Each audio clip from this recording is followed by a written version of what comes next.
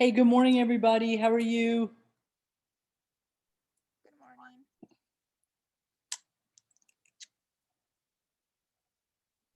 Good morning. Good morning. So I'm going to start in just a few minutes. The way we're going to do this is going to be a little bit different from previous Zooms because usually previous Zooms, I'm the one speaking, kind of giving out the information. This one's going to give you the opportunity to kind of test yourself for the test that's coming up on Thursday. And I'll talk a little bit about it, and then I'm going to have you give answers for some of the questions that you should be kind of prepared for. So if you don't know the answer, don't freak out, but it's going to get you in the mindset of, do I know the answer to that? Would I be able to answer it on the test? Stuff like that. So give me just a few seconds. I'm going to set up the share screen and everything, and then I will be sharing this through Canvas. So I will upload this after today's meeting with a list of the things that I asked during our meeting. And what I would suggest is that if you don't know the answers to some of the things that I'm asking, that you make sure that you have those answers available to you and ready, and you know them between that Thursday and Sunday timeframe. And you can also rewatch this video and see how I talked about the answer. You will be able to obviously look at your computer and notes when you're taking your test because you're taking it online. And you'll have from Thursday when it's posted till Sunday night at midnight to get it done.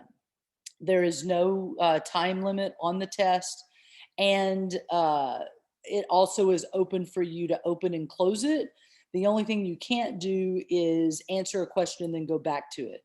So you really want to make sure that when you answer a question, it's the answer that you want to be putting, because you can't go back and redo that question. Are there any questions before I get started?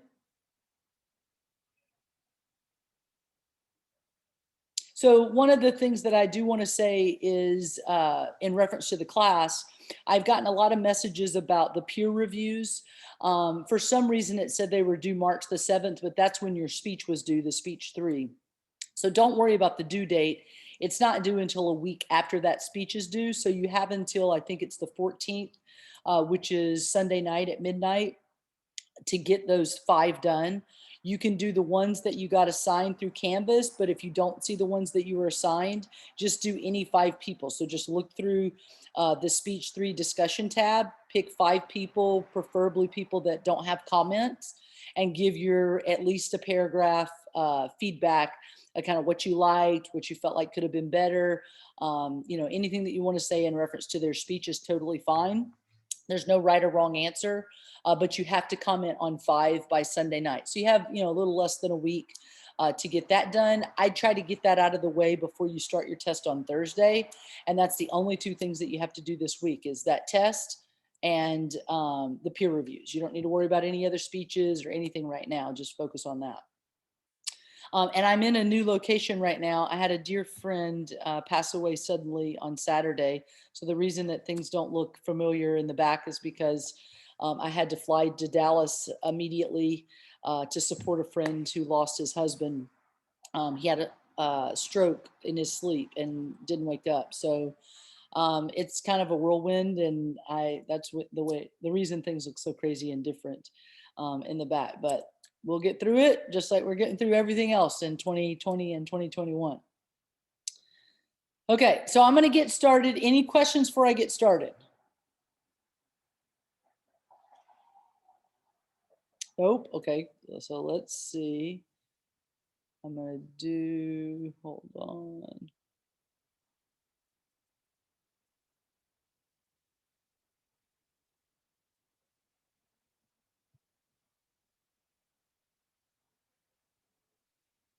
So the way that we will do this is I'm going to ask the question, and then someone from this group has got to give me the answer. Okay. And the only way that you can answer is if you hit raise hand. And if you look at your screen, you have the different things that you can do that, kind of give you the options of how you can participate in the class. And one of the things that's on there is raise hand. And so I would suggest making sure you know where that button is, because I'm not going to answer the question. I want you guys to answer it.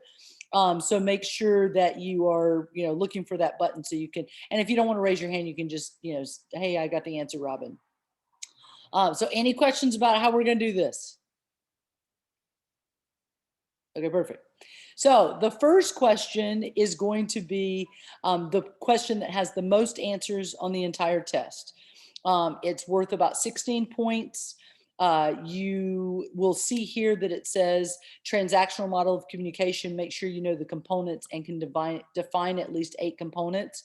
You don't have to draw it, but that is the thing that you had to illustrate at the very beginning of the semester. And so I want someone from the group to list as many components as you can think of, up to 8 if you can. And then the quicker we get through this, the faster we'll be free today.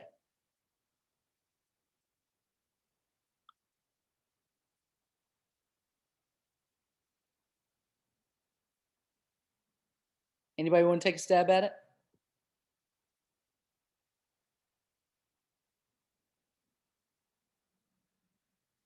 Okay, if nobody's going to take a stab at it, I'm just going to share this list and you're going to have to find these answers on your own.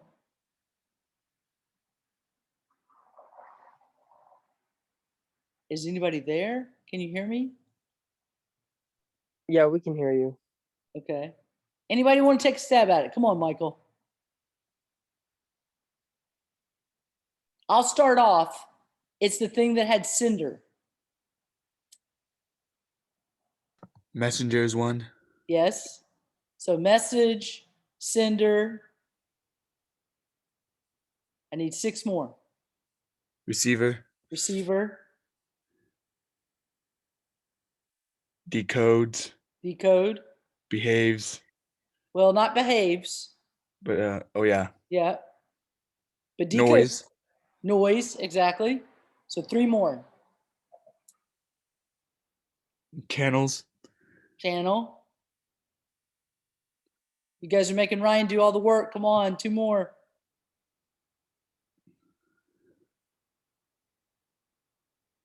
Two more. If there's decoding, there's also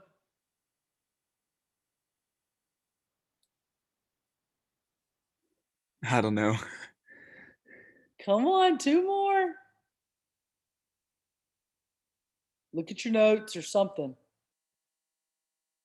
So you have the sender, the message, the channel, noise, and decode was mentioned. Who's the sender? Feedback. What? Feedback. Feedback. Okay. And who's the sender sending the message to? The receiver. Receiver. Exactly. Okay. So that was 8. So let's go through the ones that we said. So receiver is the person that's listening to the message. And when they communicate to that other person, they are giving feedback. And the noise could be, cars going by, phones going off, messages in their head. And there are 4 different noises that we talked about. And you could list those 4 noises as part of the transactional model. So physical noise, psychological noise, physiological noise, semantic noise. Those could be 4 out of the 8. And then you also said decoding, and that's where you're trying to make sense as the receiver. What's that person asking for? Kind of when I said, give me 8, in your mind, you're like, okay, what is she asking for? Do I know those answers? That's decoding. Encoding, which you didn't mention, is the sender is got to think about what they're going to say. So today, while I was getting ready, I said, look, I'm always the sage on the stage speaking. I want to make sure that they're thinking about and getting the information. So how can I do that? And so I said, well, I've got to ask the questions and see if they can give me the answers. That's encoding, trying to figure out how you're going to communicate. Message is obviously what we're talking about. Channel is how we're talking about it. So for example, I could call you on the phone. I could send you a text. I could do it over Zoom. There's all kinds of ways that I can send my message. And then was there any that I'm forgetting that we said? So I said sender, receiver, message channel, noise, feedback, decoding. Was there other one that we said? Encoding. But there's over 20 that we talked about. So you definitely want to make sure that you can list and define 8 of those, and that's 16 points. So if you just list the names, you're only going to get 8 points. If you list and define, you're going to get 16 points. And I'm going to assume that the reason that people aren't talking is either they don't know the answer or they're somewhere where they can't communicate, and I get it. But I do want to make sure that I'm forcing you guys to kind of give me the answers, so at least work with me to get through these. So the next question is, what is the difference between linear, interactional, and transactional? Can anybody give me those differences?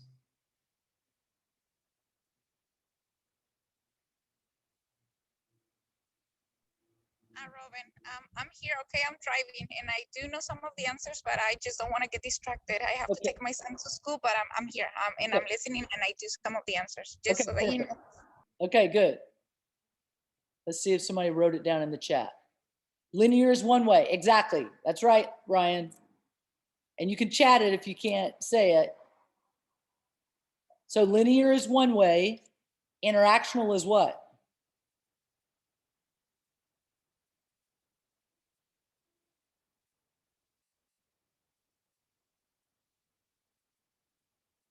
Interactional is what?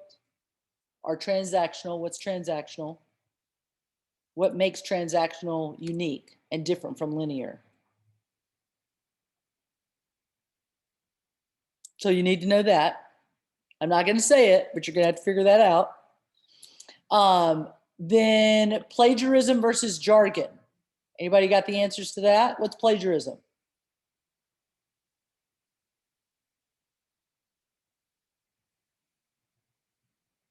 Oh, when you simply just copy something off the internet. Exactly, yes. So plagiarism would be where I just use a quote, but I don't say where I got it from, and I act like it's my own words, and I don't quote who said it.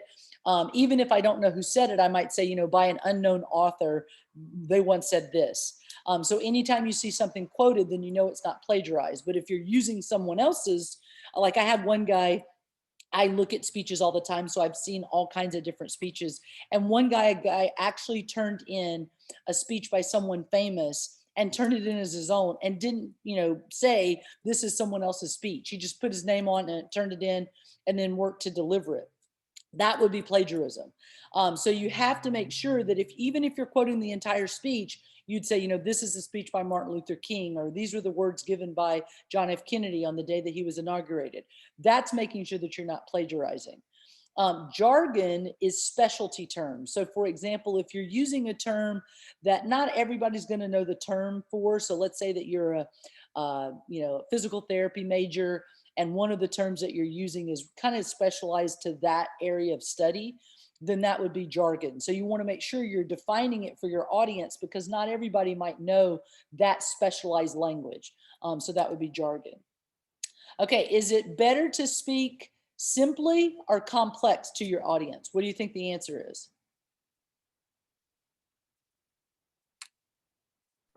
Wouldn't it depend on who you're talking to? It does depend on who you're talking to, but more than likely it's simply. You want to make sure that you're not so complex. Even in a diversified audience, you don't know what the comprehension level is. There's lots of studies that say, like, if you go out to Main Street and you just gather a group of people and you start speaking about something, the general comprehension level is between 3rd and 5th grade. So even though everybody might be able to understand some of the complexity of your message, there is a reason that you want to have, very easy to understand and explain directions, very easy and understand, language and interpretation. And that's why using jargon can be kind of tricky and complex, because you might shut out some of your audience. So you want to shoot for more of simple, and not, like you're speaking to kindergartners, but definitely making sure that you're over explaining things so it's definitely gotten by the audience. What are some tips for beginning public speakers? I'm not going to make you give those, but that was the last set of slides that I was giving you guys, talking about, you know, these are the tips that I saw when I watched your artifact speeches, using an attention getter, watching your speed as you're speaking, thinking about eye contact. So one of the questions on the test, an essay question, is list X number of tips. And so you want to think about what are some tips that kind of are standing out for you, either tips you've gotten or that you're seeing as you're watching other speeches. What would be your tips for being a better public speaker? And so kind of have that list in your mind so you can answer that question. Types of attention getters, that is listed in the slides that I sent you that talked about the introduction, the body, and the conclusion. So I'm not going to make you give that answer, but you want to make sure that you're looking at those slides. And that's going to be in your one of the announcements that happened recently. I'll also make sure that I list some of the slides that you need to make sure that you're looking at before you take the test when I send out this message. But that is going to be found in that intro, body, and conclusion tips that I sent out, because there's lots of different ways that you can use an attention getter. You should not be starting with your name. You should not be starting with your purpose. You shouldn't be, talking about how nervous you are or anything like that. You want to start with a quote. You want to start with a question. You want to start with a joke. You want to start with a story, something to bring us in before you start speaking about your topic, whatever that is. What is communication apprehension? You guys tell me.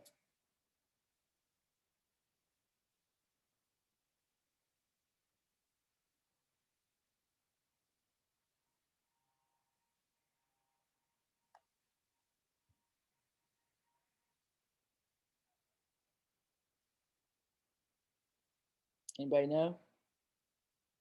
Communication apprehension or app. What do you think it is?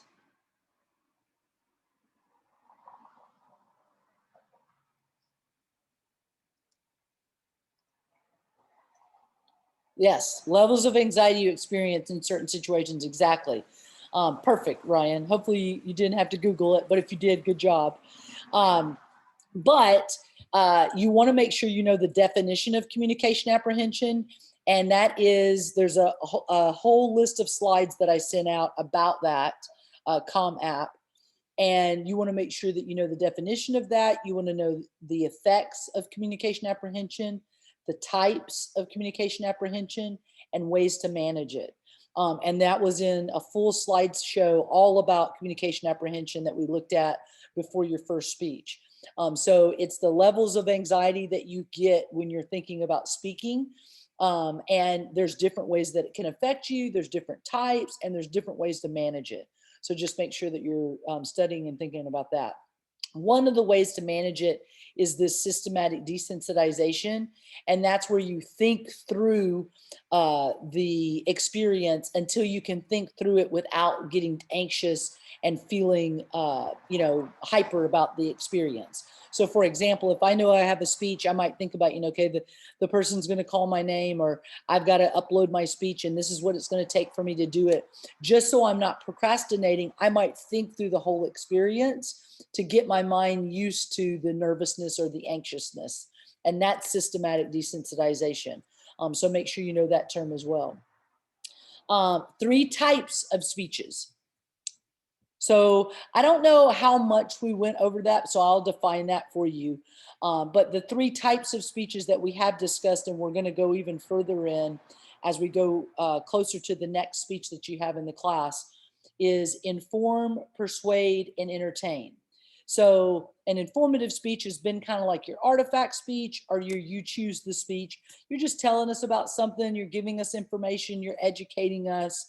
A persuasive speech, that purpose is trying to convince us to think like you, to believe like you, to act like you want us to act. So you're trying to persuade us to do something or believe a certain way. And The last one is a speech to entertain. So this might be a speech that, you're asked to speak at a dinner party, or let's say you're giving the toast for the best man or the maid of honor at the wedding that you're going to. That would be a speech to entertain. You're going to, obviously honor the people that you're addressing, but you're also going to want to be funny and engaging for the audience, and give a presentation that's kind of a positive message for who that person was or is.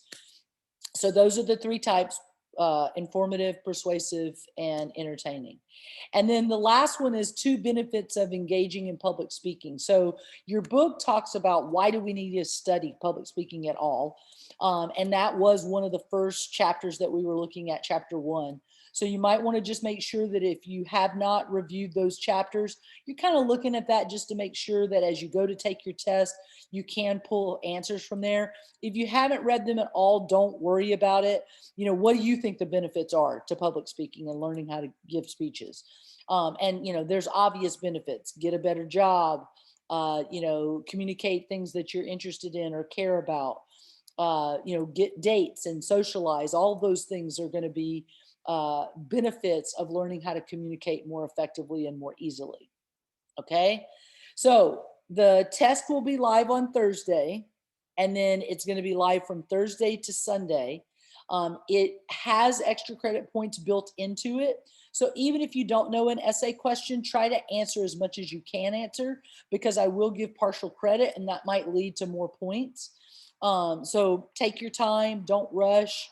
Know that if you answer the question, that is the answer that's going to stand. So you might want to look through the test if you don't have a lot of time on Thursday, and then take the test on another day, just so you can start thinking about your answers and be ready for that.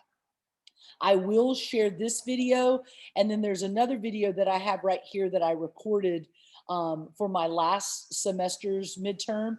You might want to watch their answers and that information, because I review the same, content. And that will help you kind of make sure that you're reviewing and got all the answers that you need before you start opening the test, and you don't feel so anxious or rushed when you're taking it. Anybody have any questions?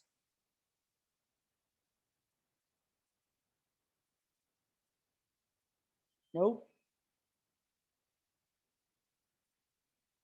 Okay, well, if there's no questions, I will upload this later today or tomorrow, and then I'll have another session tomorrow if you're wanting to come back. If not, no worries. Just make sure you're getting yourself ready and prepared for the test next week, or this week on Thursday. Okay? All right, Thank you. have a good day. You're welcome. Have a good day. Thank you, Robin. All right, bye-bye.